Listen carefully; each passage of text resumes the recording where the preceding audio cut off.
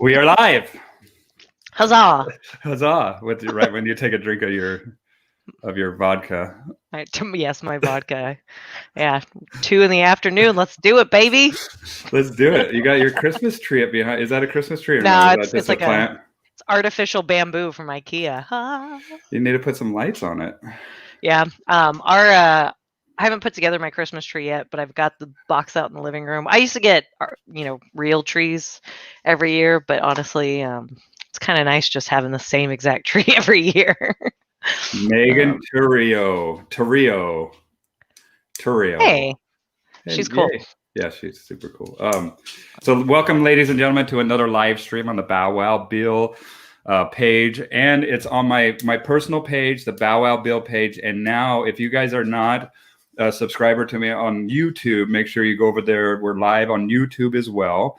Now, a couple things I found out yesterday when I was doing a test run of this new software that I have. If you comment on my profile page, I'm not going to see them on the StreamYard. So you need to go to the Bow Wow Bill business page or to the YouTube page to comment for us to see them here. I'll see if I can visit my personal page periodically throughout the live stream here with the wonderful Misia. How do you say your last name again? Make them do the work. It's Bielicki. Most people say Bielicki, and that's fine. Bielicki. Bielicki. Is that Russian? Polish as hell. Polish as hell. Okay. Very cool. Bielicki. So are you, is your family, or how many generations deep are you in America? My parents are from Poland, so. Really? Do you speak Polish? Mm-hmm. It's definitely faded. I don't practice it enough. Like, my accent's probably terrible and very Americanized. But it's one of those things, though, like, if I were to go to Poland, it would come back. You know what I mean? So. Isn't it weird how that stuff comes back? And yeah. Did you learned it growing up as a kid? Yeah, I learned Polish at home and English at school. Okay. So I remember, I have this very like foggy first memory of school of like crying at like preschool or something like that, and like speaking in Polish and my teacher trying to like figure out what I wanted. And you're frustrated being like, dude, and I think that's very interesting because one, you learn as a child, and just like when we get these puppies, right, that's that formative year, and it's basically a format that even though you don't use this stuff, you're able to draw back on it for the rest of your life, right? Right. And it's during that time of childhood, of adolescence, that brain is super plasticky, and myelin is being formed, and his neural connections we're creating these 8-lane neural highways, and it's the same thing that we do with the behavior. And we can see when the dog, just like you got frustrated in school when you were trying to communicate the language that you were used to, getting the results, that the dogs that come to us a lot of times, they're communicating the language that has gotten them results up to the point that they've come into our lives. And sometimes they're met with some conflict and some I don't know how would you describe that? It's just met with a different interpretation, but it's more of the interpretation of the whole instead of your own interpretation of that small part that has been brought into this environment, right? Yeah. And on top of that too, it's like, especially when you look at a puppy that's very young, that just say came into your household between 8 to 12 weeks old, you can't really like it's not even necessarily a product of their experience because they have such little experience. It's also just what innately comes natural to them. And it's kind of absurd how many clients come to us and are like, how do I get my dog to stop doing all the things that dogs do? And it's like, well, you don't. You give them outlets for those things. You give them opportunities to do those things, and then you teach them what's appropriate and when it's appropriate. Like, I can't tell you how often I tell my dogs, time and a place. There's a time and a place, dogs. Yeah. Not that they understand, but it's just like, it's my way of kind of letting off a little steam and acknowledging their inherent limitations, my inherent limitations. And then I kind of laugh about it and move on. And I identify that as something maybe we need to work on later on. Or take a mental note of a steam vent. Yep. Or something that we need to do, or something like, look, dude, this, and that's where the positive reinforcement really comes. Is like, look, I see what you need, and we're going to get there. But for now, I need this. And then once you've helped me here, then I'll help you there, and it's a give and take. Yeah. But it's also that understanding and observing that which is, right. And we're working on interspecies communication. And a lot of times as professionals, we come into a situation looking for a pattern, right? And a lot of times we have a pretty good idea of what's going on based on patterns at previous situations, and just talking to these people and to the parameters that they're kind of giving us based on their situation. But we see certain things over and over and over again. And a lot of times people don't realize that all these behaviors are just a symptom of an overall problem, right? And that's where I try to get to, is I don't want to strike the leaves. I don't want to hit these little symptoms. I want to get to the root of this problem. And so we can actually affect change, lifelong change, and a fundamental understanding of what's going on here and the why behind what we do, right? The why is our power, right? And if we don't have a why, we're kind of spinning our tires. Right? Yeah.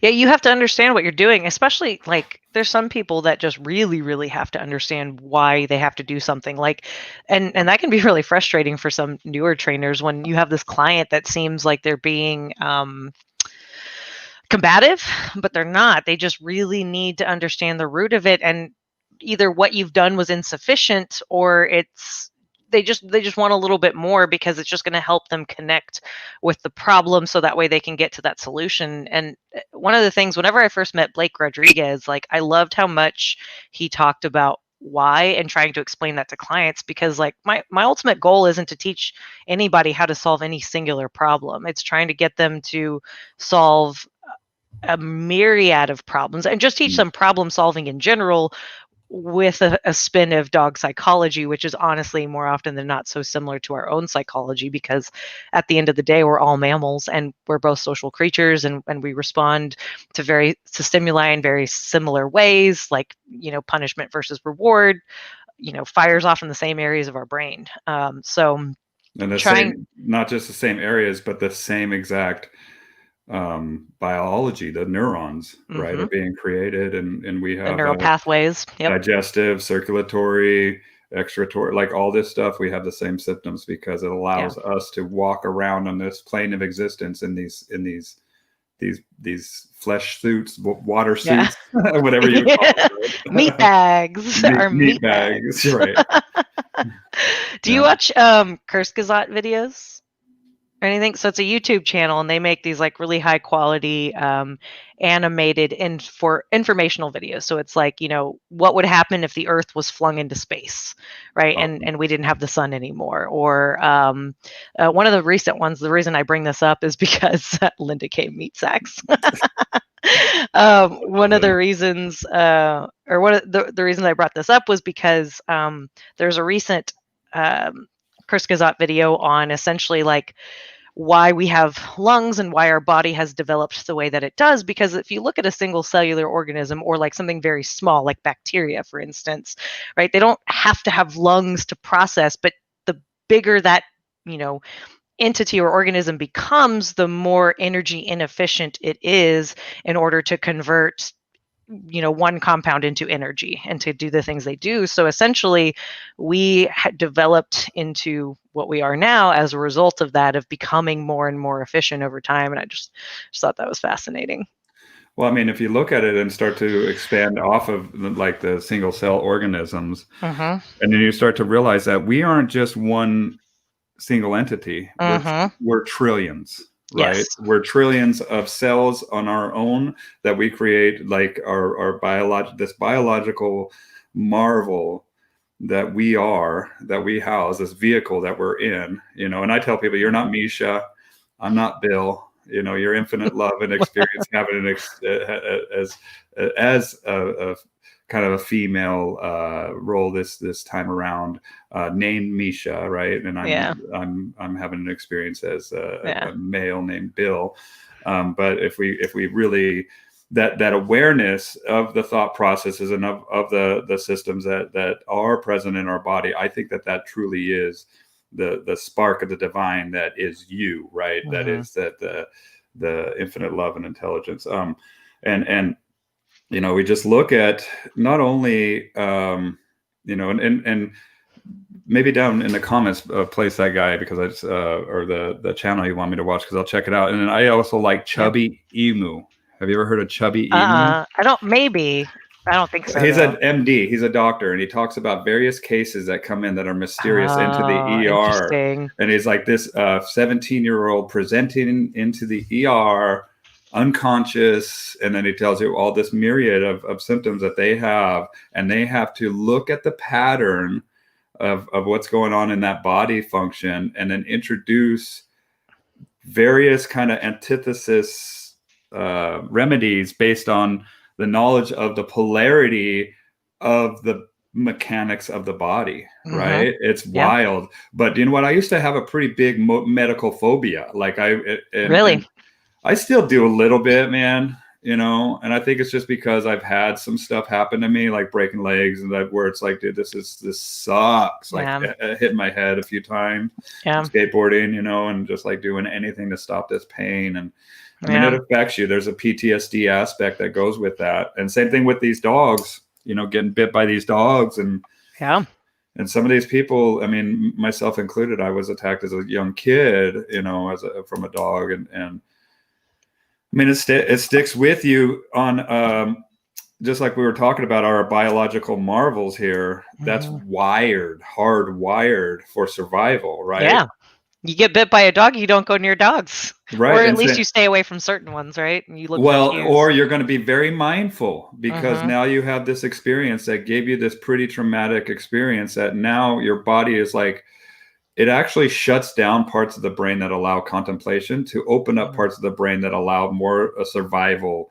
And so that's where we get the adrenaline and the endorphins, right? And that's where we get the visual cortex starts to get a little bit more blood flow so we can see. And then our extremities, right? And so we fight or flight. Yep. Sound occlusion, all that good stuff. Yeah, sound included, all that. And so, and it actually, and you can hear people whenever they're in a car crash or something like that, they literally say time slows down. Right? Yep. It's such a wild thing that we have. But knowing that, and knowing that we are human beings, and knowing that we have the same biological processes that these animals do, we have to look at that which is different, and that is our neocortex, a new cortex, or that prefrontal, that allows us that contemplation, that thought process, that awareness, like why am I here? Like, what is my purpose, right? Yeah, planning, etc. Yeah, video games. That's pretty wild that we can play video games, and then I put on this VR, man, and I'm like, oh yeah, we're in a simulation now. Like, I could see how like we can pop out of this life and get back into like being into. What a wild conversation. Do we want to go more wild, or do we want to keep it tame? And no, we do whatever, man. I'm down. We are all part of a universal consciousness. That's right. And that's what Linda says. And Linda says earlier too, I want to make sure to say, easiest way to disable their ability to do what they don't, what you don't want, is only provide opportunities to do what you do want. Yeah. Yep. Well, in business too, you learn. There's a saying that goes in business: features tell, benefits sell. Sell, yep. Oh yeah. People don't care about you. Like, people are like, I've been training dogs since I was 2. And there's so much more competition, especially here in Austin. Like, you fucking throw a rock and you could hit 3 trainers. Like, and they're all going to be more or less, it's pretty saturated, but there's also more people moving here and more dogs and that kind of stuff, and more people. Joe Rogan moved there, man. I know, right? He's gonna save the comedy industry single-handedly. No, I would move to Austin. Yeah. Well, I would have a place. I wouldn't move there. I'd have a place down there. I like Austin. Yeah, I love Austin too. Let me check my Facebook page to make sure nobody's commenting. Yeah, for sure. So just because we're kind of talking about like universal consciousness and that kind of thing is like when I was younger, you start developing theories, right? Like you maybe go to church, maybe you don't, maybe you have very scientific people around you, who knows, but like you get exposed to a lot of different things. And like I always thought it'd be like when you learn biology that there's cells within you that are that comprise your whole, right? It starts to become really easy to think like, okay, well, if I'm just one piece of this planet and this planet is just one piece of the solar system is just one piece of this galaxy, and so on and so forth. I always used to think that we were just tiny bacteria or cells on some other bigger creature, right? Well, and we can scan down into us and see Exactly. that we have microbes, and we have, Right. just as many as the parts that we produce, we have the beneficial probiotics and all, Right. right? Exactly. So that's my theory, and I'm sticking to it. That we're kind of, well, if you look at fractals, right? Yep. Fractal is a smaller part of the whole, right? And as we zoom in and zoom out, Yeah. I mean, what I find very interesting is, dude, we look around the world that we're in today and we look at the trees and it's beautiful and stuff, but imagine you were a bacteria looking around and how different and how alien, right? And it's just so wild. Or imagine that you were a planetary body looking around, right? Or a galactic halo or something like that, and you were just your consciousness. Our universe is merely an atom I on love the that. button of a policeman's jacket. My father was a science, and he believed in that. That's awesome. Yeah. That's cool. Well, and who knows, man? Who knows what we are? And that's the beauty of it, is to live in the mystery. Yeah. But just like when we come into cases and looking for patterns, it's also pattern recognition. And when we start to do the pattern recognition, we realize that we're part of the pattern. We're more closely related to plants than we are to certain species of animals. That's wild.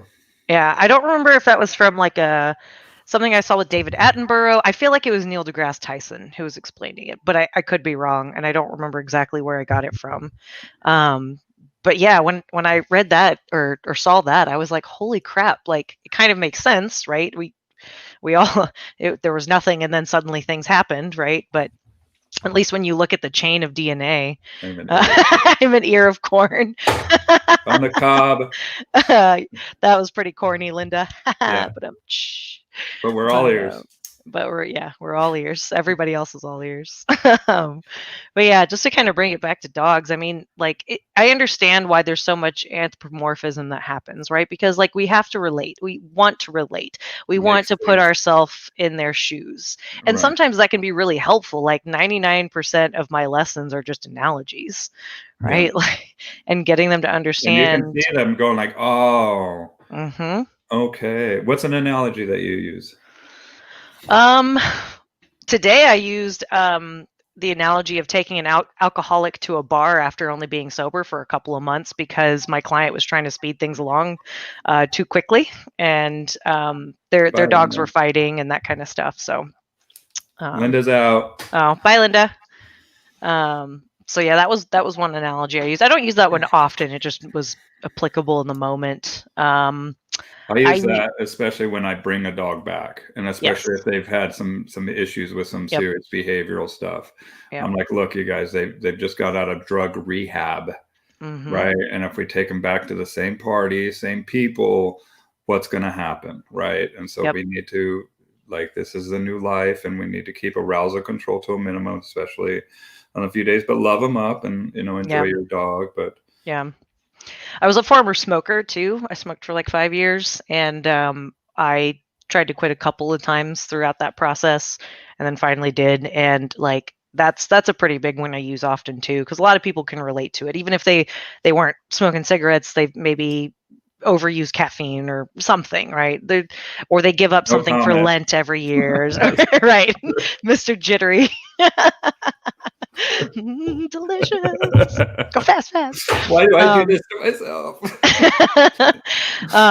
But yeah, like, it's so easy to get into the habit. It's so easy to slip back into it. And on top of that, it's really hard. It's really hard, especially when you get put back around triggers, right? Like you go to a party or something like that. I guess maybe not right now because COVID's and stuff, but yeah, like it's you have a drink and then you want another cigarette, right? And there's these little associations that are very difficult to break. And certainly when you just kind of are like, well, what's one gonna hurt it? Yeah. But you really have to like kind of stick to your guns. Like if you don't want your dog on the couch, don't let him on the effing couch. Like it's not that hard. Somebody posted I don't remember where it was, but somebody was like, I don't know who needs to hear this, but I'm going to, free training advice of the day. Don't let him do that. It's like, it's so simple. Yeah. Don't let your dog effing do that. I took my dogs for a walk right before we hopped on this live. And like, one of the things my dog always loves to do, both of my dogs actually, is they love to pee on people's trash cans or their tires of their cars. And I'm like, no, just stop it. Like, I get that you want to do that. When they pee on the tire of a car, just be like, "You got a new car." That's yours, mine. Yeah.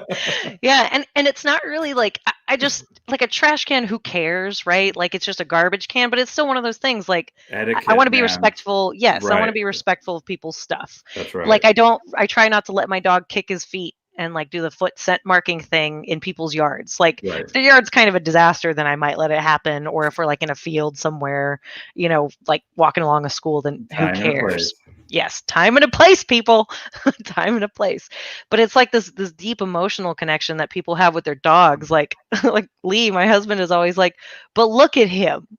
But look at him. And I'm like, I know. I see him, but look at me. Yeah, we're in the emotional arena, right? Yeah. And people are 10 times more likely to act based on emotion than they are on pure intellect. And that's why Procter & Gamble, that's why all these huge conglomerate corporations try to get their products, and they literally spend billions of dollars in marketing campaigns to get you to view their products in an emotional arena. And that's why sex sells, all that stuff is because people, it charges up and that's where the dog is, right? Yeah. And so that's where we have to remember, and I'm guilty of it too, man. Like I remember, just like in sales, like people don't buy your product, they buy you. They buy you whether based on the emotional response you elicited from them. If you just listen to them, like, and don't say anything and say, here's the prices, 99% of the time they're probably going to buy, as long as you're not like, awkward and calculated and weird about it. But like sales is freaking easy. I always thought it was like this dirty, yucky thing, and maybe it is if you're doing it. It sure can be, right? Selling. It depends on what you're selling. Yeah, if it's a pyramid scheme, yeah, sure, that's always. Or a shitty car, right? That you're just trying to get somebody to get, and it's like this. It's just not just not good. It's not ethical, and people. They know if you're hungry, and people don't realize that when you sell, that absolutely what you said, just be quiet. I ask questions. I'm like, what would that feel like? What would this, and I want you, and visualization is very important too. I want them to start getting their mind wrapped around this new world, right? And letting them know, look, I can get you there. This is what I do. You're paying me. You just need to listen to me. And I tell them, don't believe a word I say, research what I say. And this dog will tell you if I'm full of it or not. Right. And so let's see what the dog does, how we do together as we move along here. And just like Nelson says, the dog needs to learn to trust you, and then trust the situations that you put them in. And then they eventually trust themselves. And that's what I tell my clients is like, look, you need to trust me. And then you're going to have to trust the situations that I put you in. And then eventually you're going to trust yourself, because a good teacher becomes progressively unnecessary. And that's my goal here. Like, I love my life. I don't really want to, I love my own dogs. Right. And I don't really want to, I want to instill that knowledge into people so they can, make those decisions going out further based on the understanding of the why, like we were talking about earlier. Yeah, absolutely. So, what are some of your analogies that you like to use? Oh, geez, man. I always just kind of come up on the fly with them because. Yeah, I come up on the fly too, but a lot of it is just too much freedom. Imagine go give that 8-year-old your car keys and tell them to go to the store and give them a list of stuff to get, and then have them come back, and then getting very angry at him when he puts the car in the ditch, Mm-hmm. right? Because he has no business doing this stuff, and neither do these dogs, Yep. right? Because you're putting these dogs up in a position that, one, you have no understanding of how to get that dog there in a confident manner, and two, this dog isn't even that dog, right? And that's Yeah. the other thing too, is that these people, they get these dogs with a misunderstanding of what a dog is, and how to get the dog to that place that they want, which is usually like a guard dog or a watch dog or something like that. And and I'm happy that I've been to Napopo and worked with some of these dogs that are world class, right? And so I know what goes into the training of these dogs, and so I can let them know, look, this isn't this isn't your situation. What we're doing is we're disempowering this dog by putting them up in a position that they have no business being in. Yeah. And that's where I come in. And I tell people often, I'm kind of like an attorney for that animal. I represent the Yeah. best interest for that dog. Yeah. Yeah, that's something my friend Courtney says a lot. She's always like, I'm here for the dog first and foremost. Like, yes, I'm here for you, but I'm here to explain to you what your dog is trying to tell you, so you can have a better life with them. And it's definitely something that I've tried to emulate as well, because like I do it, but I don't actively think about that. I do kind of tend to center my communication more in a problem solving manner, right, for them, because That's again, usually why that's what I you're want to there. teach. Well, Yeah. that's usually why you're there too, is like, let's put out this fire. And then, going forward here, let's ensure that this relationship is solid by doing this stuff, right? Yeah, exactly. Yep. How old are your puppies right now, Bill? 4 or 5 months. They're so Ooh. nutty. I just was out there with them. I have a room out in the barn that's heated and stuff, and Yeah. and they're all litter box trained. Yeah. And so I get out there in the morning and let them all out, and then I clean out their litter boxes. And man, they're just going nuts, you know.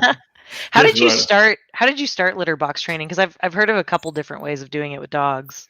just put the box in there, Oh, okay. and then they just started going in there and just putting it in where they can access it at first, because they don't want to crawl over something. Yeah. And I literally made like almost half the whelping box that litter, Okay. Yeah, right? that's what I was gonna And say, is you probably cover a big area of it. then they Cool. get it. And even my dogs, like my new Skipper Key that I bought, that's 2 months old, right? Never been well, I don't know their situation, but she wasn't litter box trained at all. She wasn't house trained at all. And then I put her in with those other dogs, and she started using the litter box, and now she's pretty reliable with that litter box. And anytime that I have a big room that the dogs run around in, and I have like 3 little litter boxes over in the corner. And sometimes, especially if I move or replace or clean out those, I'll Right. bring out the little guys and just let them in there. And Right. they're not cats, dude. Like, No, what no. one of my guys will put like his front paws in there, lift up his leg, and pee on the outside of it. Yeah. And what is this? Heck yeah! I was responding to Oh, okay. Tosh. Tosh. Sorry. Yeah, Tosh.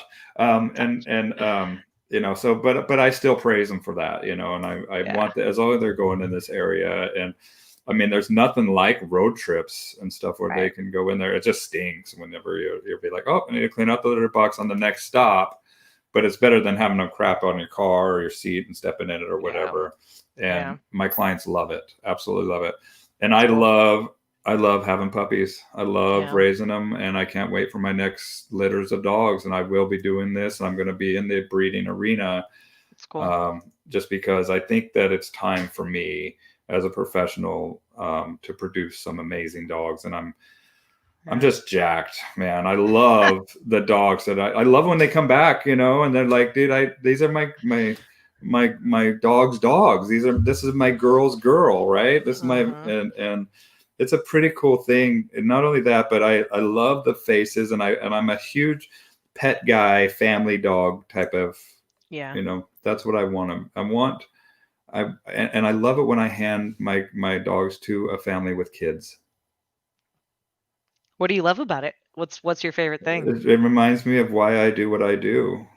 You know, it reminds me of me being my getting my first dog, my timber boy, my golden retriever, and just holding him and just being like how do I, and looking and just like telling the kids and having their utmost attention, Yeah. you know, and they're just like knowing that this is something that they're into, you know, and like, dude, this is your dog, and knowing that this is something that, just like I remember that Christmas day where I got my timber, I remember it vividly. They're going to remember this for the rest of their lives, and I'm creating special moments with those kids in a way that I've seen so many horrible situations with dogs and Sure. kids, you know, and it's kind of to counteract that. Like, just I've seen, and people don't realize the potential of a situation going awry Yeah. with an apex predator and a juvenile uh, climbing all over them, you know. And that's Hmm. another way I'm an advocate for those animals is by, you know, teaching those kids some boundaries. Yeah. um, but yeah, that's what I love about it, man. And That's cool. I always find it so interesting when you go to like a, family's house and maybe they have like a couple of kids. And I always find it interesting when like who's into it to what degree and who isn't. Cuz like there's sometimes children who are just like, ah, yeah, it's our dog and I like it, but they're not making making me me misty. misty. Sometimes, man, I cried one day. Tuxedo, it was this little rat terrier chihuahua mix who was so sorry. I don't mean to interrupt you, No, you're good.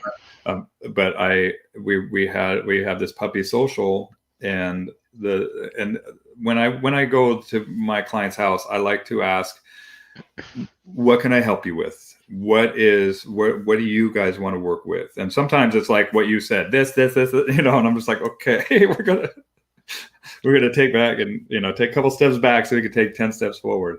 Hmm. But I literally, this guy was like, I just want to hold my dog. I just want to hold this guy as a rescue out of a hoarding situation. It was just frightened of this guy. And I had to tell him a lot of it's counterintuitive. I'm like, this dog needs some toughening up. This dog needs to learn how to deal with stuff. This dog needs to Hmm. be out in the middle of everything. And this dog needs a crate. And the mom was feeling bad about putting him in the crate. And I'm like, no, that's their charging dock, right? Yeah. That's their, and not only that, but this crate needs to be off in the corner where this dog can be like in a hole, or Yeah. there's a fly on the wall, and just process information. And I said, I want this dog in a social situation where Yeah. they're safe and they can explore some of their behavior. And I tell you, Misha, I mean, that dog ran right up to his dad and put his paws up, and dad lifted him up, and I couldn't help it, man. I'm like, looked Oh, right that's at him, awesome. and I just started crying. I was just like, dude, this is why I do what I do. You know, Yeah. this is it. And just to see that puppy looking around, open and like tail wagging, and just like, dude, this is so rad. Yeah. And I was just like, dude, this is it. This is, and Yeah. we need those as trainers, because of, you know, the situations, and because people are idiots too. Yeah, absolutely. And what's really funny too is there's so many people that might have a child like that. Thanks, Mark. Um, Mark's awesome. that like they maybe had a fearful child, or maybe their child had something traumatic happen to them, like a car accident or something like that, and then or horse riding accident, and they have to get back up there, and they're no problem doing that with their children. But when they look at their dog, they're like, well, I feel bad putting them in their crate. And I'm like, do you feel bad putting a seatbelt on your child? No. Why would you? That's a safety thing. And not only is it safety, but also it's like you said, you got to go recharge. I don't know if you've listened to the latest Canine Paradigm episode with Birdie, but she talks about the I 7 types will. of rest. And I didn't know Really? there's 7 types. I was like, okay, well, mental, emotional, physical, sure. Yeah, we got to sleep. If we overexpend ourselves emotionally, we got to, reel it in a little bit. But she goes into a lot more detail, so highly recommend that episode I and will. checking it out. She shares a little bit about her journey in the last year as well. Um, I'm gonna have her back but on. I gotta have yeah, her you back on. should. I love her. She's I one of my know. favorite people. She's amazing. I have to tell you this real quick. So when I met her at conference in Colorado in 2019, I was like, I became friends with her on Facebook beforehand, and I was like, I'm sorry if I scream when I meet you. I'll try not to scream in your face as well, as well, right? And I'll try to contain myself. And it's like the last day, it's the gala, and I'm in line to get a drink, and her and Melanie walk up, and I'm like, oh, Birdie! And so I'm like, let's take a picture. And I'm like, let's get Melanie in on it. And Melanie just it happened to be her turn to go get a drink. And so we just stand there awkwardly, like, okay. And I was like, let's just take a picture to just the two of us real quick. But there's this like 10 seconds of awkward silence of like, what do you talk about with somebody you barely know, that you just met, that you look up to, in that like 10-second frame, you know? It was just really funny. It was hilarious. Sometimes I love a awkward silence, man. Yeah. Yeah, I live for it can be really, especially like in a sales situation, like you just got to let them, just stare at them, let them think. Oh man, and that's where you want to fill that space. Nope. With Shut up. Shut up. You're just like you just vomit diarrhea everywhere. I used to, man. If you can't tell, I talk a lot. But oh my gosh, look at this, dude. So if I want to show you this, so let me see. I got to share my screen. Okay, share screen is easy with 2 monitors. Okay, whatever. Sharing screen. I'm sorry, I just brand new, so I'm reading through these. Right, share screen. Test run 2.0. So share window, Chrome tab. There we go. And then I think I'm doing this one here. So I go through my pictures because I wanted to show my picture of Birdie. Can you see it? Yeah, right there, right next to you. Look at that. Isn't that cool? So this is Birdie, everybody. That's and look at her. She looks so badass there with her flat cap. And her freaking hair poking out. And then right next to her. And then Pat poking through. He did that so many times in several of my photos. Like, that's hilarious. Asshole.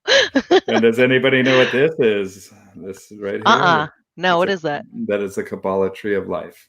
Nice. This is also referred to as the ladder of God. Mm. And each one of these sephirots, or the points on this, have corresponding planetary bodies. And it's a pretty big philosophical, just super, super strong, esoteric. It's really cool. So yeah, that's really cool. All I'm going to say about that. And it's cool. Just check it out. It's cool. I mean, there's so many, because there's colors for the sephirots, and there's a way. There's 2 pillars, and it's all, I mean, those are the pillars that you see in the Masonic traditions. There's so many different esoteric teachings that you see, just like we were talking about patterns in, right? Because they essentially mean the same thing. It's just taught a different way. And that's what's beautiful about doing these live streams, is that, we're all dog trainers, but we all do it a different way. Mark's got to go. And then, Mark says that he enjoyed your the Canine Paradigm podcast, as well as the episode on your podcast with Pat. Awesome. Thanks, man. Appreciate it. Yeah, and you're doing your own podcast, right? Yeah, Super Serious Dog Podcast. We're on YouTube, Spotify. So do you know what I tell people? People that say, I love these live streams that you do. Mm-hmm. And I'm like, thank you. And they're like, I learn a lot. And do you know what I want to say to them? What? Not nearly as much as I do. Yeah, I mean, it's so true too, because you can't, especially in the industry that we're in. I think one of the things that kind of unifies a lot of dog trainers is that we're all addicted to learning and knowing more. There might be some archaic assholes out there that super stereo. So serious. Man, bear, pig. But yeah, I think that's one thing that's unifying, that kind of always brings us together, is we're always learning. And that was something I always sought after too in any career. One of the things that initially drew me to accounting before I was a dog trainer is that the industry was always changing, and there's always new laws being passed, but also businesses change and evolve over time as well. And there's a lot of opportunity to learn a lot of different things. Like, accounting is one simple language, but that can be applied so many different ways. And programming is a lot like that too. I love hearing about Lee talk about his day at work and the problems he has to solve and the way he solves them. And sometimes it's so counterintuitive. Yeah. Mm-hmm. Okay. Yeah, my partner. Pardon um, me. My man's my man's. that Yeah, leaves his glasses on the seat. yeah. Babe, if you're listening, I totally told Bill earlier about how you We're leave your talking about glasses on the car relationships, seat. man. But yeah, and it's really interesting, especially in programming, because like math logic isn't very linear, right? It's very, it can be, but a lot of times you can't always solve a problem the way you think you would. So for instance, like let's say you have a database of people's names and addresses, right? And you need to pull that data for a restaurant for some reason, or for delivery purposes or whatever, right? And a lot of times you think, oh, one of the things that I can do is just search by anybody in the zip code, and anybody in that zip code, that's who will kind of pull together. But when you actually come in and like look at it from an efficiency standpoint of how much data you actually have to process by doing that, so like how does the computer, how does the network, how does the programming figure out which stop to make first matters, right? It may not make sense to just go by zip code. It may make more sense to go by street number, because maybe street numbers have much more of a correlation in terms of closeness than they do than zip code or something, right? And I'm totally just making this up and probably butchering it entirely, but like a lot of times you have to think, okay, instead of just trying to solve the problem head on, you have to circumvent it and solve or find what information do we already have that we can use to our advantage. And a lot of times that's so similar to dog training. Like I can't give you like the best program example because I'm an idiot and I'm not a programmer, um, but like a lot of times you don't solve the problem of barking head on. You don't bark back at the dog. You don't hold the dog's mouth shut. That doesn't work. That doesn't stop Yeah. the dog from barking. You have to find some other way. You have to get to the root of the cause. You have to understand why the dog is barking. Is it just it's fun? It found its voice? Is it trying to alert you to a threat? Is it some things invading its space, or is it just a chihuahua, like Or is it bored? Or is it or is it demanding? bored? Is it Is demanding? it Yes. hurt?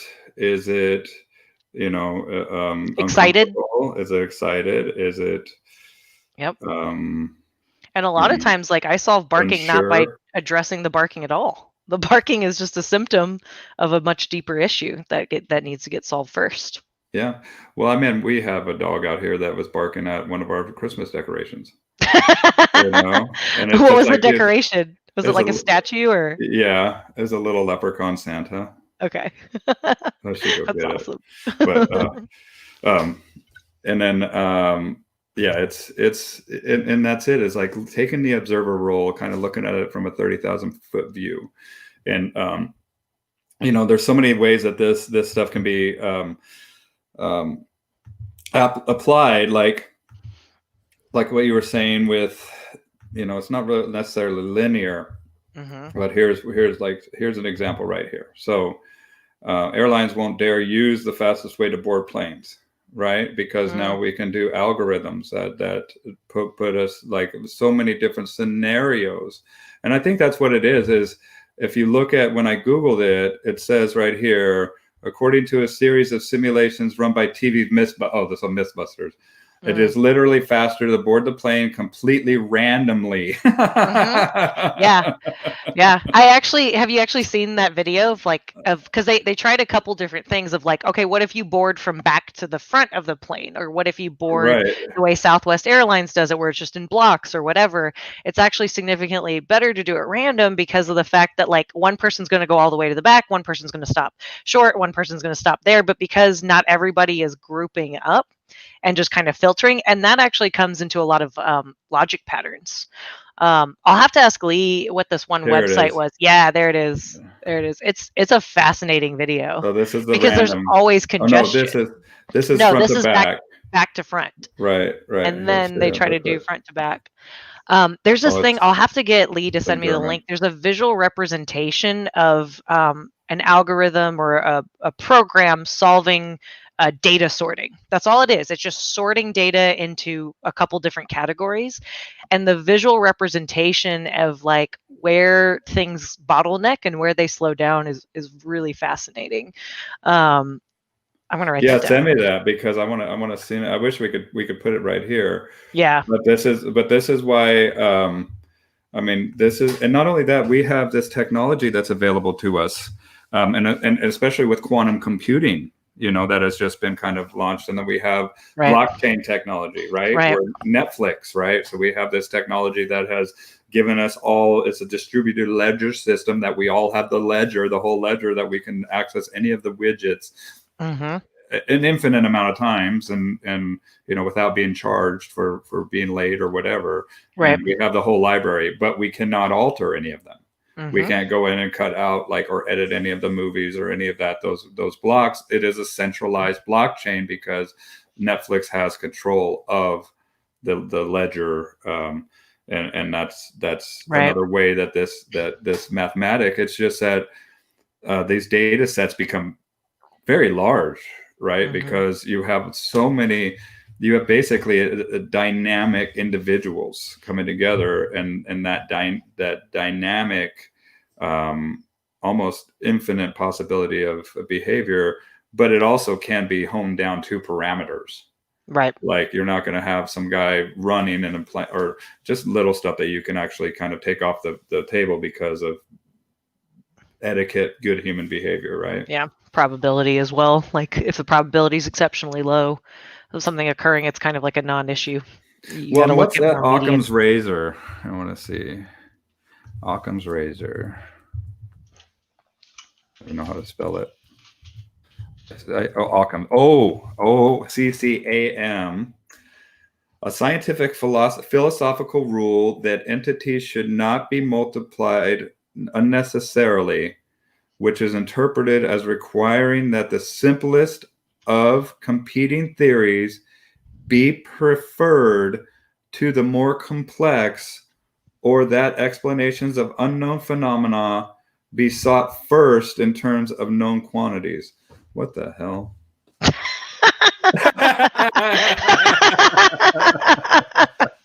I'm even more confused. I think it's the more simpler, if anybody can Yeah. explain, Yeah. the Occam's razor. I know Well, it's because like 1850s is where it's from, way back then. So yeah, yeah. I'm not even going to attempt to explain it. I was about to try it. isn't it No. the simplest is usually the most correct, Yeah. right? The Yeah. simple is Well, in yeah. probabilities, right? It's like what that person posted. Don't let your dog do that. Just don't. Don't. It's not freaking rocket science. Put a leash on it, put him away, remove him from the situation, right? It's the simplest answer, but like that's not what people want to hear. They don't want to hear Yeah. that shit. Well, we belong to this where we can actually access the push of a button, and Yep. I have to remind people that behavior is not like that, right? And I tell people all the time, slow is fast and less is more, right? Those Yep. 6 words. And sometimes they get at me and they're like, look, am I doing this right? Am I doing it? And I'm like, look, I'm not even going to get back to you. I'm just going to let you figure this out, let you, Yeah. and a lot of times they get back to me in a couple of days and be like, totally different. I got it. And I'm like, good. That's what I was hoping And you for, have right? to figure out too, like your own way Dog. of doing it. Like I can explain and show people how I interact with their dog, but that doesn't matter because that's my quirks, that's my personality, that's my style of communication with them. Like I will give them a baseline and say, try to get this result, and here's roughly the kind of road to take, but you still have to kind of walk it yourself and figure out those little nuances and have those little epiphanies. And if you don't practice, you're not going to get there. You're never going to find that. And it can be really frustrating for people, especially when they just want to throw money at the problem. And those people, I say, hey, just give me money, put me on a stipend, let's do this. Yeah. I have no problem with that, and that's what I tell people. Like, if they pay me, dude, like, whatever, don't train your dog. Yeah. I'm like, don't do any of this. I'll do it again next year, Yeah. but you're going to pay me again next year. Yeah, but you're going to Um, have that expectation, and you're going to set it very clearly that like it's every skill is perishable no matter what. Every skill is perishable. well, and it's also, Like my Polish. yeah, but it can come back, It because can of come when back. it was introduced. Yeah, But but it's it still also, perishes. yeah. I mean, what is it saying? Move it or use it or lose it, right? Hmm. Yeah, Right. And a exactly. lot of times too, a lot of people just don't know how to effectively tell a dog to stop. Yeah. They don't want to be mean. They Hmm. don't want to look mean in front of their neighbors. Hmm. You know, So much societal pressure, even shame, before they've met shame, the dog. shammers. Yep. So much shame. Yep. And they Even think it's guilt. That's the other thing too, is people misconstrue, oh, I feel guilty. I'm like, no, you're afraid that someone's going to see you put your dog in a crate or tell it no or give it a leash correction. And then somebody recently actually did post it on my Facebook feed. There was somebody I knew from the shelter world, and they were like, I don't really, I'm not a dog trainer and I understand this, but I saw a guy just tug on his dog a few times. It was a Rottweiler, and the dog kept looking at him, and he didn't reward the dog once. And I was like, okay, first of all, I agree with you that, like, if the dog is in the learning phase, sure, when the dog is doing well, correct it. But like, you're seeing such a small snapshot of that person with their dog. You have no idea what they're working on. You have no idea what phase of training they're in. And there's plenty of times where a keep on going signal like that can be detrimental, like in nose work and search and rescue and that kind of stuff. Mhm. And that was something that I actually recently learned. I was very much a big proponent of good, good, good when you're on the way or on the right thing, and not necessarily overmarking with good, but still. And then what did I come to find? B Town's heavily reliant on me telling him what he's doing well, and he looks back at me all the time when he's trying to find his ball in the yard and that kind of stuff. So it's like you can't be judgmental, but this person doesn't even know that this person on my Facebook feed is freaking judging him, right? But we know that happens every day, so it's really hard for people to kind of wrap their brain around stuff sometimes, because like before they even know it, they've already got these biases that aren't even necessarily founded, and they're not even necessarily their own biases. They just heard that PetSmart banned shock collars and have a stance against them, so me too. And it's like, well, I mean, it's PetSmart. Do you really? You're going to follow everything PetSmart does? They sell Science Diet, right? Like, Yeah. what are you doing? And they Well, sell rawhides, right? Are you well, going and to take a stance against that? No? it's just like I was saying earlier, it's in the emotional arena. Yep. Getting people emotionally, and it doesn't matter love or hate, right? If they're still in the emotional arena, and Fear. in fact, the hate is going to invoke way more of a response sometimes than that love. If I tell somebody that Yep. I love this person, like 2 people will go check them out. If I tell somebody I hate this person, 20 people are going to go check them out. Mm-hmm. That's why I'll never mention any. Morbid curiosity. Yeah, that's absolutely right. It's like car wreck, we're driving by a car wreck or something like that. That's why if somebody ever, and I have some people that are idiots out there that I Yeah. definitely would love to be like lambast them, but I never will, because I know that would give them more attention and give them exactly what they want. And I'm not going to do that. The best revenge is to live a successful life. The Mm-hmm. best revenge is to be happy. The best revenge is to be authentic, be yourself, and be able to sleep at night with the decisions that you've made, right? Yeah, absolutely. Absolutely. Couldn't have There's said it better myself. there's no what is it? There's no softer pillow than a clear conscience, right? Yeah, it's nice. I like that. That sounds cozy. You're right. Exactly. So And, cozy. and that's it. And same thing with these dogs. Like, I know Yeah. what the hell I'm doing, Yeah. and I let the dog, but I also know that this one of the biggest aspects missing out of purely positive is toughness.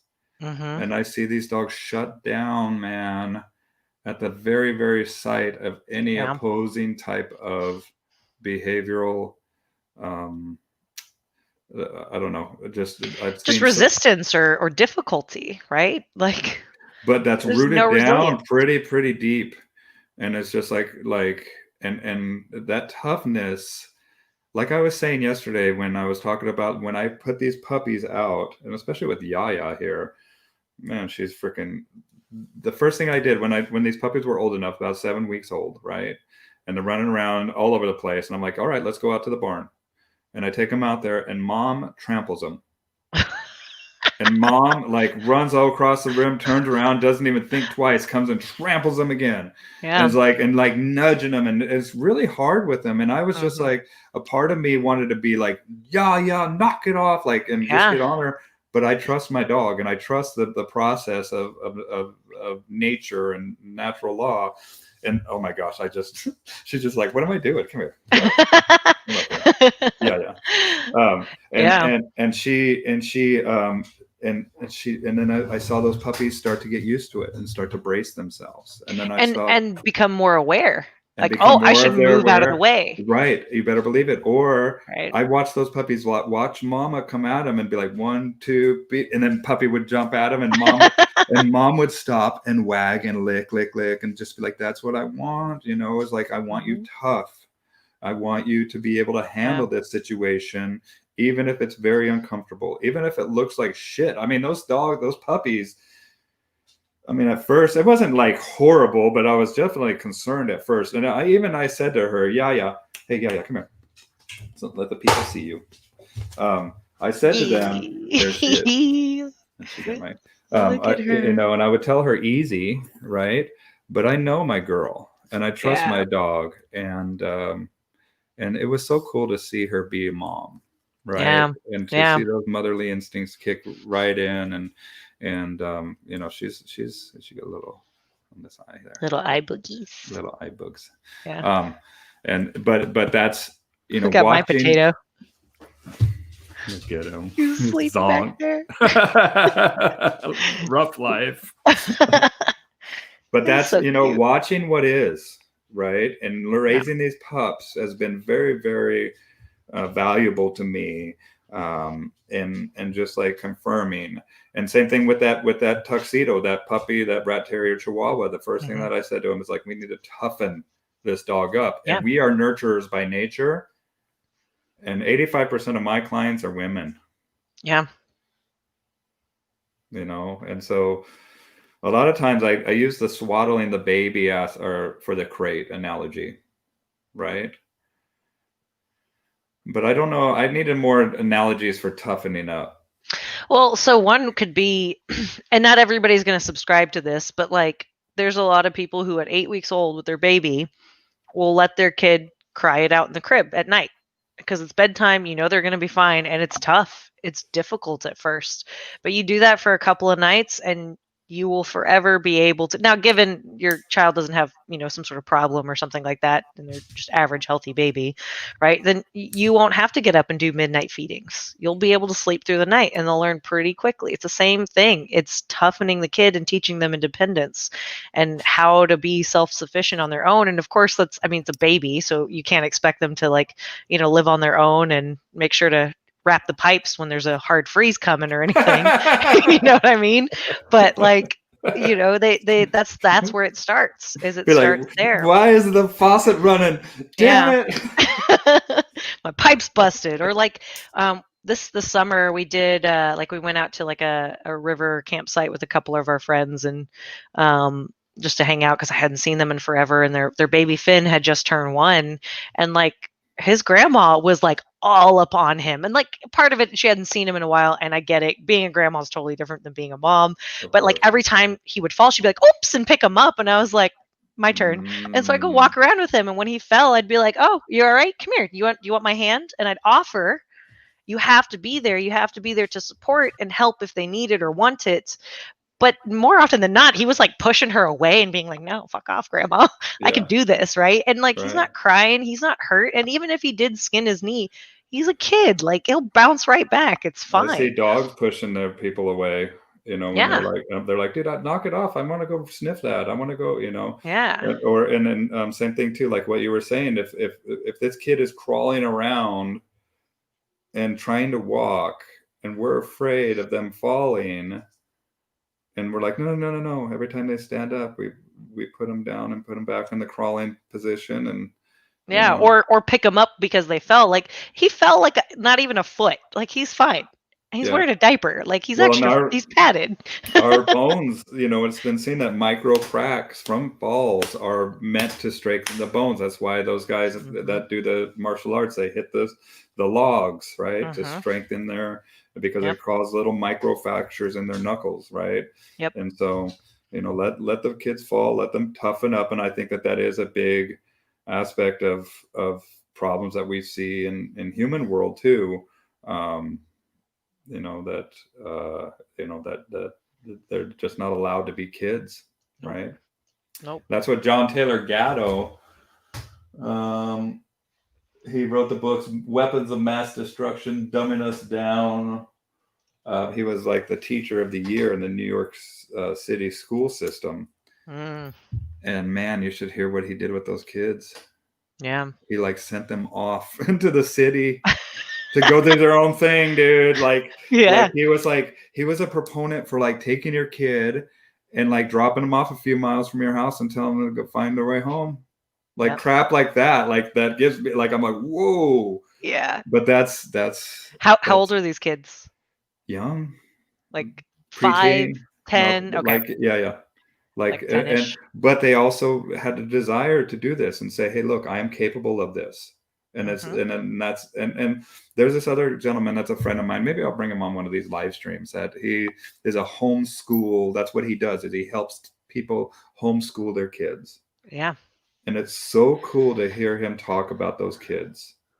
And I do the same thing with these dogs. Is I kind of come in just like we were saying that we represent this animal, and I have to remind these people that this animal is an individual, and this animal has Yeah. wants and desires on their own. And I'm like, what if somebody, what if you had wants and desires that somebody was actively stopping you from achieving, right? Wouldn't that be frustrating? Yeah. Right? This is important to this animal, and just like that's important to you, Yeah. and we have to figure that out, right? Yep. Absolutely. I think. Yeah, it's it's interesting. So we every Wednesday my friends and I get together online and watch movies together. I'm sure that's illegal or something. I don't know. But it started as like a nice thing to do together, to not go crazy during During the lockdown. COVID, yeah. And now we're just kind of continuing it. And usually there's two movies that we always vote on. There's more offered up, but we always settle on two. And we just finished watching the It Man series. I don't know if you watched it. Oh, it's really good. So, The It it's Man series. it yeah, it's about Ip Man, who is Bruce Lee's teacher, Oh, his maybe I master. have.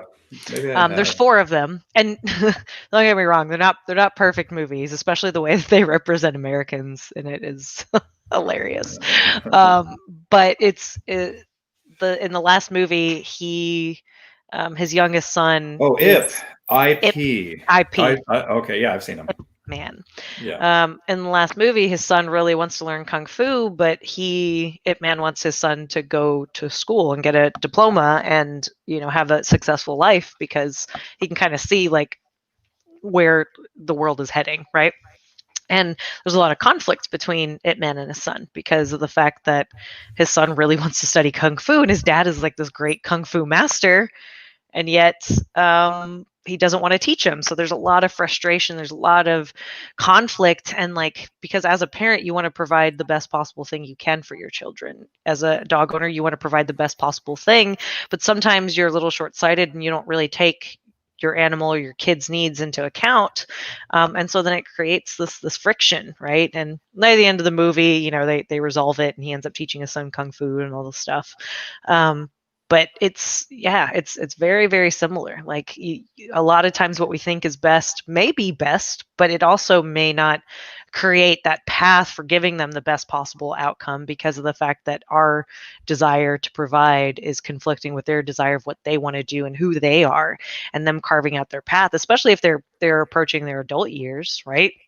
Yeah. Like, if you want them to be self-sufficient and resilient, yeah, let them flounder, let them fail a little bit, let them struggle, but don't try to force them into something that's not them, you know?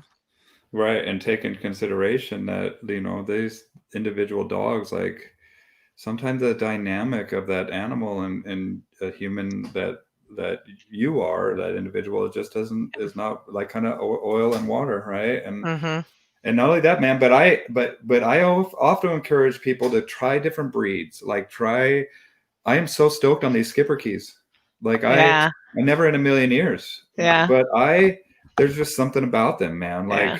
Like I love these cattle dogs, but they're a little bit cantankerous for me. They're a little after dealing with these skipper keys Yeah. and just being able to experience those different breeds and knowing that, oh yeah, this dog is not right for me. you know Yeah. and there's certain, and that's okay. As a professional, people they're like, do you like all dogs? I'm like, I'm not a huge fan of certain breeds. And they're like, really? Like it's some big like dirty secret, like, oh, you should love all dogs. And it's like, no, dude, I mean, there's just certain, you're gonna vibe better with some rather than others. Like you're not gonna take it out on the dog because of who he is, right? But Oh, like I totally will. No, just kidding. but like B-Town is a good example of kind of this dynamic that we're talking about, because like B-Town is amazing. His obedience was like on fire. He's a zesty boy with so much spunk and power, and he's just a little firecracker, right? And so he was a great demo dog, but at the Who's same B-Town? time, That behind you? no, my little Chihuahua. Oh, okay. He was at conference last year, or not last year, but Okay. 2019. So we did the paper plate races, and he went up against the person who won the whole thing. It was like our first heat together, and Cindy, right? Cindy yeah, Dion won that yeah, year? yeah. Okay. But yeah, he was such a great demo dog because he had pizzazz. He had this like natural prance when he would walk, especially when I'd have him heel. And he looked really good. But like taking him to work every day, putting him in that situation numerous times every day, being around all the dogs who are board and trains or day trains, who have different degrees of their own stress levels, it was just too much for him. Like, yes, he could do it, but should he? No, at least not that much, not as much as I was leaning on him. And one of the things, I didn't get to talk about this on Pat and Glenn's on the Canine Paradigm episode that I was on, but I kind of wish I did. Is Ha! that I touched on it lightly, right? Where I spent a lot of time trying to fix his problems, because I was sort of avoiding my own deeper, darker traumas, right? And Well, part and of your what I was. inability to see the situation for what it was too. Yes, and what I realized is I was treating him a lot like I treated my own inner child, in that I was just like, you got this. You can do this. You're capable. Look, see, you did it. Nothing bad happened. But that's not always the solution. The solution isn't always putting them in that situation and going, see, you're fine, because that can in and of itself be its own form of kind of numbing it, or sort of just putting a facade over it, right? Like I had to really get down deep into it and truly accept B-Town for what he is. And now, like I couldn't touch him, not very much. Like I could put clothes on him, I could sometimes pull stickers out of his feet, I could leash him up, and sometimes like I could play wrestle with him. But like me going like good dog, right? Any of that kind of shit, not happening. Yeah. And in the last year, he has become so affectionate, and he was always conflicted about it, to the point where like he would nudge my hand to be like, pet me, right? And I'd pet him and he'd bite me. And I never understood why he did that until I realized he's got too much stress. He's got too many things that are expected of him. And he so desperately wants this, but he doesn't know how to handle it because he's already over threshold in his day-to-day life. And And when I had. he's been forced into a contradiction. Right. And not even, and he came over and would seek it out, right? It's not that like, but yes, he was forced into a contradiction on the other day-to-day activities that we did. And that Right. accumulates energetically in that dog's mind, Exactly. that processing ability. Like we see the physical stuff that accumulates around us, Right. like dirty dishes and Sure. stuff that's stinky, but we don't see Oh, the stinky. we don't see the energetic stuff, right? And you Yeah. better believe that needs to be cleaned up just as much as this physical stuff. Yep. Last week, I probably spent like 30 minutes where he was nudging my hand and I was petting him and I was digging in his ear and giving him like little ear massages. And like, don't get me wrong, it's taken me time to build up the confidence to do that. At first, he would do that and I'd just be like, boop, okay, you're done. That's all I'm doing. It's too much and you'd get uncomfortable. But now he actively seeks it out. And what's funny too is like, there's so many dog trainers that have told me, stop letting him play bite you. Don't wrestle with him. Don't do this. But I was like, I hear you, and I would tell clients the same thing. But honestly, if I would have stopped doing that, we would have had nothing. And that was our one connection, and the one way where he could solicit and be himself and feel comfortable doing what he's doing with me, with my touch, with my presence, with that space, right? And honestly, I'm glad I didn't listen to those people. Well, I think that a mouth is very important for a dog, Yep, right? And that's a very way much so. that's like our hands, right? And it's like Yes. don't hold your wife's hand anymore or something like that. It's like, no, that's something that I'm going to be doing. We need to work through this. Yep. We need to show this dog, no, no, no, no, no. That's too Yeah. hard. That's too rough. I need you easy. And these dogs are perfectly capable of controlling that mouth, man. And not only that, Yeah. but like right by you or whatever they need to do. Yep. You know, and so I'm one of those guys that like to work through it, like Yeah. to take that relationship a little bit deeper, and to, but also it takes that observation and that respect to know that maybe this isn't right for this dog. Mm-hmm. Maybe this isn't the right job for this dog. And that's the other thing that I can't remember who it was. I'm trying to think of, but it's on one of these live streams that we talked about herding dogs being not good demo dogs because of this. They get, because we have a situation and we got a board and train situation. We fix it or whatever. The dog goes away and then we got it right back. And to this dog, like it's just this cycle of I don't know. It's just a non-completion, the cycle, this irregular cycle, and it just kind of stems this manic need to control that is stoked over and over and over and over again by what we're bringing into their environment. Yep. Does that make sense? Absolutely. Yeah. You're creating an opportunity for an expression that you don't want in the long run, right? It's like bad habits, right? Like I have this terrible habit of like dicking around on my phone for 30 minutes before I get out of bed. Dicking around. I know it's a bad habit, My right? wife says farting around. You're all Farting around. Yeah. Yeah, it's a bad habit. It's a bad habit, and I know it is, and it's not good for my brain. But I also don't like play around on my phone before I go to bed, for instance, because I know that's much worse for me, right? Well, do you because know that's that going to keep me stimulated. Have you seen that interview with Joe Rogan and that dude that did the social dilemma? No, I didn't get to see that one. Mm-mm. So that I definitely recommend everybody checking this out. So it's an interview. So first off, the social dilemma, check that out. You know, Okay. talked about the social implication of the social networks. And it's not like you, and literally what he says is like, you're not scrolling through a phone. Like you have a supercomputer on the other side of that looking at you, trying to figure you out and trying to figure out what's going to make you stay there longer. And then you have your brain. And I've actually kind of, people have told me, but I've kind of subsided a bit on social media a little bit. I'm still there, you know. And there's certain things that I'm like, oh, I gotta. But there are two words that really changed everything: endless scroll, right? Yeah. The brain, that right there is just like, yeah. The brain We're just dopaminergic as fuck, and that endless scroll just keeps you going. I honestly love it when I'm like in that endless scroll loop, and then like I click on something and I know I learned that from Pat and Glenn actually. Say that again. But dopaminergic. Dopaminergic as fuck. So it's somebody that's very like dopamine charged, right? Like you could classify a dog like Remy would be a dopaminergic dog, like very much like into that working, that getting that hit, being able to get that bite, etc. But what was I saying? About how we're dopaminergic. Oh, I was talking about the endless scroll. The endless scroll. So I love it when like I'm stuck in that endless scroll loop and something happens and the page refreshes and I go all the way to the top and I'm like, well, I'm definitely not scrolling through all that shit. And I put my phone down and I'm like, thank you, Facebook lords, for snapping me out of that with your shitty software. Yes, start me from the beginning.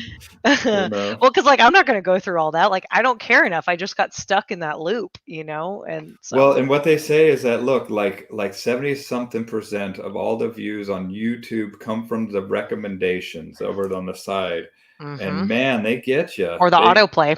Or the autoplay, and I mean, I'm right there too. And I've sat there and I've been like, man, I've just sat here for 3 hours, right, watching this crap, like on just weird stuff that I'm into. See, I like falling asleep to YouTube videos. I like falling asleep to like watching people like build log cabins from scratch. It's so soothing. Man, I wish I could fall asleep. Like I wish I could like push a button. Yeah. See, that's more or less me. That's more or less me. You're good sleeper? Lee is very, and I'm a heavy sleeper too. Like every once in a while I'll go through like a week where I'm a little restless or something like that. But generally speaking, like once I'm out, like I'm gone. Awesome. Especially if you give me some weed. Yeah. Well, sometimes that makes me think more. Yeah. Sometimes that gets me up, and sometimes, I'm like, but I just have a mind that sometimes I wish that I could just shut it off. And that's how Lee is. But it's He's cerebral. He's a thinker. but sometimes I'll just crash out too. Like I'll fall asleep Yeah. at 5:30 and wake up the next day at 8 a.m. or something like that, and Yeah. I have a sleep debt that starts to form that you need to catch up with, right? Yeah. Yeah. And sleep is very important, man. Sleep is very important for these dogs. Very important because we're all mammals. That's the time of regeneration. It's a time of reorganization. Um, Reorganize your brain. Reorganize your brain, right? Collect your thoughts. Yeah. It's like That's what like why. they tell you to sleep on it for a reason. That's exactly what I was going to say. Anytime I Yeah. make a big decision, and I don't care what it is, man. Like I don't care if I want this thing right now and I'm decided, I'm going to sleep on it. Yeah. And I just bought myself a commercial scrubber for my like I just went and I found it and I was gonna go buy it. I was like, dude, this is crazy. And I'm Like like, a floor scrubber? yeah, Okay. I love it, Or dude. air. Like there's so No, many it's things you could floor scrubber scrub. for my Like, rubber floors out here, dude. I was oh, out there like dude, those are pressure so fun. washing Yeah. and then I went to Jackie's place in Napopo and I saw that they had some cleaner people there and they were doing this thing and I'm like, what is that? And then I found out that they're like $5,000, but then I Yeah. found one used, Yeah. but I slept on it. It's a I tiny slept on it. Zamboni. They're It's so a fun. tiny Zamboni. I was I on it love last using night. I those. mean, I wasn't. You don't ride it, but Yeah, right. I You tell walk and you you, push it. I've used them it, before. yeah, it's. I love it. I absolutely love it, and I'm getting my place Yeah. really. It's just so dialed in and sanitized, and but I slept on it, and any new dogs or any of that stuff. I don't ever sleep on. I should. No, just kidding. I just go get them. But that's That's important, funny. and not Yeah. only that, but whenever you have a big question in life, sometimes you might want to sleep on that or journal or something like Yeah. that. It can help to have a significant other too in that sense, or a friend to talk to about certain things. Like, so I started watching this YouTube channel where this guy just like really details like horribly disgusting cars, both interior and exterior. Like he takes the Oh, I love seats those. out, shampoos the carpet. It's called Detail Geek. It's so Yeah, good. I think I've You should seen check it those, out. and you're like, whoa, dude, that's like perfect. They Yeah. get it So right back. seeing that, I really like, I've always enjoyed washing my own cars, like even in like high school and stuff. Like if I had a nothing to do in an afternoon, I'd detail the shit out of my car. Like I love that stuff. Okay. um it's very soothing, and it's kind of almost like meditation for me. Okay. I can just kind of process my thoughts and focus on a specific task in the moment, especially because I have ADD. Like it's a good grounding technique, honestly. But yeah, I came to Lee and I was like, can we buy this $1,000 pressure washer? And he was like, no, let's start with like $100 one and then go from Come there. on, Lee. But I was like this close to just being like, I'm just gonna send it. I'm just gonna go get it. But I didn't. And honestly, when I came to him, I like came to him knowing he was probably gonna say no, because that's outrageous. Like, let's start with a cheaper one, and then if we use the shit out of it and it breaks or whatever, we'll get a higher end one or something. Yeah. But it's funny how like the influence that seeing somebody else use a product or do a certain thing, use a certain technique is very powerful. It's that social pressure, right? That we're just kind of coming back down to, of like, um, whether good or bad, for better or for worse, if we see somebody, we hear somebody say something about dogs or dog training, even if they're not an expert, even if they have no business being the one giving advice, and even if they're not necessarily giving advice, you just see them doing that with their dog, you're going to want it. Go, oh, that's me. That's mine. I want that. I want that. I want what they have. Yeah. Right? Well, do Grass is always greener. you know what I just bought or what I'm getting into now? What? Rug making. No shit. I mean, I can see Based you on building and YouTube creating. videos and stuff, dude. I just was Yeah. like, dude, this is what I want to do because there's this gun that you get that makes it, and you just write. And so I'm researching all these guns, and I almost bought the $2,000 one, Yeah. but Yeah. then there's a $200 one that I'm just like, okay, we'll I'll start start with here, that. Yeah. Start there. but I can't It's wait, man. I can't wait it's to make my own it's rugs. never about the tools anyways, like there's a lot you can do with crappy tools. Well, but there is, sometimes because in glass Sure. blowing, like and computer building, Like you guys build your own computers, Yeah, know, it's true. and sometimes there's just times that you don't want to skimp. And there's sometimes like even with these impact crates and stuff that I have for these guys, I want the best for my dogs, and I just like to see them. But having a slightly different leash, right? When you're comparing something that's so similar to what you already have, that's kind of what I'm talking about. Right, Because the absolutely, functionality right? is Like e-collars is another good example. Never skimp, right? That's just a no-brainer. But yeah, when it comes to like, oh, this type of leash versus that type, it's a fucking leash. You could use a rope and get the same result. It doesn't really matter that much, right. It's a line on your dog, Yep. Well, and that's what surprised me when I talked to Fred Hassan about the e-collars. Yeah. And I was like, what do you think about the cheap e-collars? He's like, I don't care. I was like, really? Yeah. He's like, no, I just need to feel it so I can, see what I need to do with it. And kind of along the same lines, like if you know the principles behind it and know what you're doing, then that's surprising, especially because Fred's Sit Mean Sit, right? Mm-hmm. Yeah, that's kind of surprising because they partner with Sport Dog or whatever. Yeah, they make their own collar, and they're very, as far as they're concerned, their collars, they're the best, and they try to keep it all the innovations, and you can always trade back your collars for the new collars, which is pretty cool. Yeah. And Fred's got some pretty amazing dogs, man. And I like people's dogs. I like to meet them, and I like to see them. And Fred's an interesting person to see work dogs, man. I've been to some conferences where I've seen him do some stuff, and sometimes I'm like, "What are you doing?" But I mean, the result is there. Yeah. Yep, and that's what happens is that the trailblazers, and that's what a lot of times people don't realize what they're doing, and sometimes even with me with my dogs.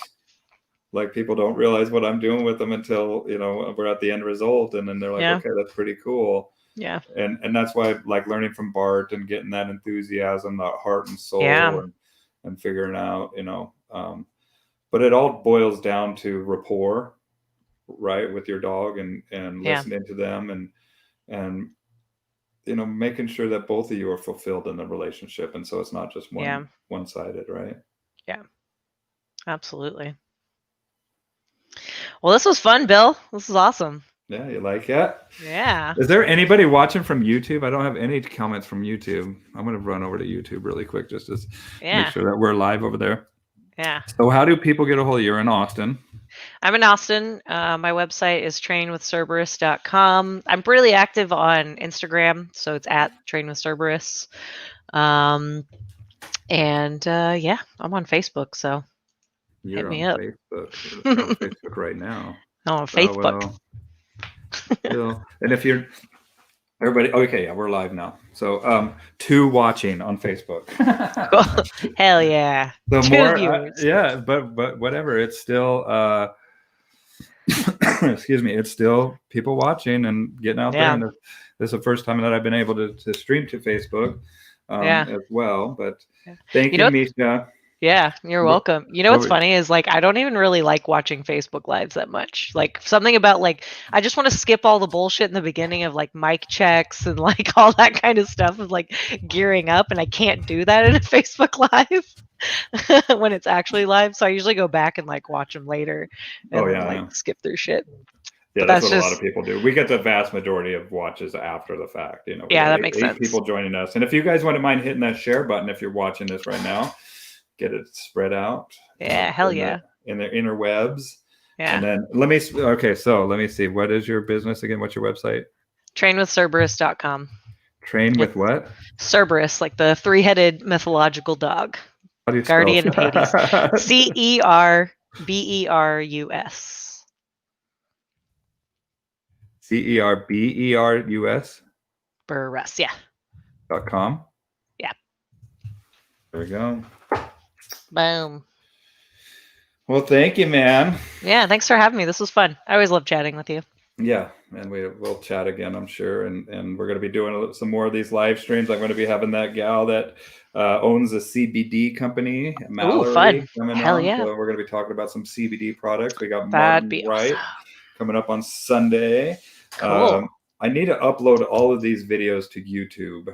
And that's what I've uploaded task. A lot of them, but I need to upload more.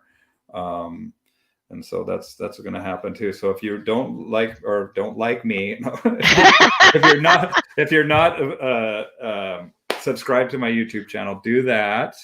And go subscribe to Super Serious Dog Podcast on YouTube as well. Super Serious Dog Podcast. That's you. Yep. Super Serious. We're also on Spotify and iTunes and all the typical podcast platforms, but our primary is YouTube. But you do video like this too. Mm-hmm.